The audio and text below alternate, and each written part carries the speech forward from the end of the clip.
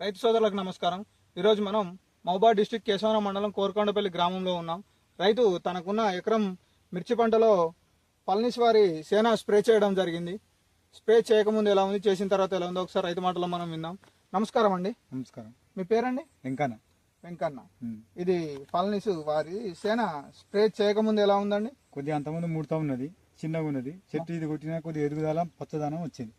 మంచిగా ముట్ట గిట్లంతా నీట్గా మొత్తం ఎత్తుకున్నది. దోమ గిట్లంతా పోయిందా? అంత ఎత్తుకున్నది. మంచిగా రౌండ్ షేప్ లో వచ్చింది అంట. గుబురు షేప్ లో రౌండ్ షేప్ లో వచ్చింది. మంచిగా సైడ్ కొమ్మలు కూడా బ్రాంచెస్ బాగా వచ్చాయి. సైడ్ కొమ్మలు వచ్చింది. మందు మంచిదే. ఎన్ని రోజులు అవుతుందని కొట్టి? దీన్ని కొట్టి మినిమం 15 రోజులు అవుతుంది. సరే మొక్కని చూద్దాం. చూడండి, సైడ్ కొమ్మలు దగ్గర కొమ్మలు రావడం జరిగింది. నీట్గా, చాలా నీట్గా వచ్చింది. ముడత లేకుండా, ఎరుపు లేకుండా, ఇగురు మీద ఉంది. ఇంకా గ్రోత్. తోట రైతులు వాడచ్చా అండి? వాడచ్చు. బాగుందంటారు? బాగుంది, వాడచ్చు. ఓకే అండి. ఎక్కడ తెచ్చారండి? కేసముద్రంలో తెచ్చాం. షాంపూ జయ భారత అగ్రిమాల్లో తెచ్చాం. ఇది మందు కొట్టినాక మొక్క సూత్రం మంచిగా వచ్చింది. రైతులు వాడుకోవచ్చు.